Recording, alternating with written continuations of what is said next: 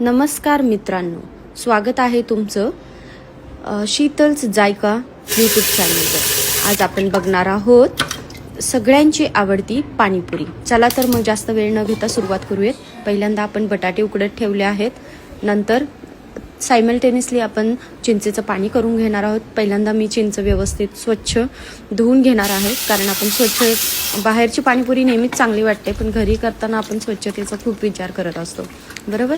स्वच्छ चिंच धुवून घ्यायची आहे। मग एका पाण्यामध्ये बॉईल करायला ठेवलेली आहे, त्याच्यामध्ये मी बघितलं असेल तर खजूर पण टाकलेले आहे।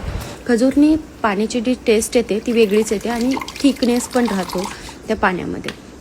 त्याच्यानंतर मी त्याच्यामध्ये गूळ ॲड केलेला आहे, जॅगरी, ती आपल्याला जसं गोड हवे त्या हिशोबाने। मग थोडेसे आईस क्यूब, बर्फाचे तुकडे आहेत आणि आपल्याला पुदिना। आता पाणी चटपटीत म्हणजे पुदिना पाहिजेच, मग आपण हे पण नाही विसरायचं आहे की त्याच्यामध्ये आपण चाट मसाला, ब्लॅक सॉल्ट आणि नॉर्मल सॉल्ट ते पण टाकलेलं आहे। आता मी इथे दही पण बनवत आहे, कारण आमच्याकडे पाणीपुरी असताना साईड बाय साईड दही पण आवडतं, मध्येच दहीपुरी पण खातात। दहीमध्ये पण आपण सेम हेच टाकलेलं आहे, chaat masala, black salt, normal salt. आणि आत्ताच्या जे पुऱ्या आपण तळत आहोत त्या मी मार्केटमधून आणलेल्या आहेत, आणि तळलेल्या पुऱ्या घरी क्रिस्पी आणि पाहिजे तेव्हा करता येतात आणि खूप क्रिस्पी होतात। बघितलं असेल क्रंच तुम्ही, खूप छान आवाज येतो। आणि हे पण बॉईल बटाटे उकडून झालेले आहेत, पटकन सोलून घेऊयात आणि त्याच्यामध्ये आता ते स्मॅश करायला ठेवूयात। सोलून झाल्यानंतर त्याच्यामध्ये black salt, chaat masala, salt, मिरची पावडर, नॉर्मल सॉल्ट आणि मीठ टाकणार आहोत थोडंसं, ठीक आहे।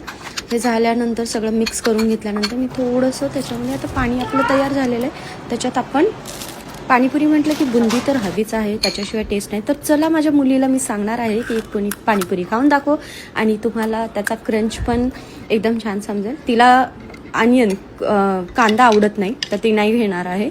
तर बघूयात, पहिले तिने आलू बटाटा टाकलेला आहे, येस, पाणी पण घेत आहे।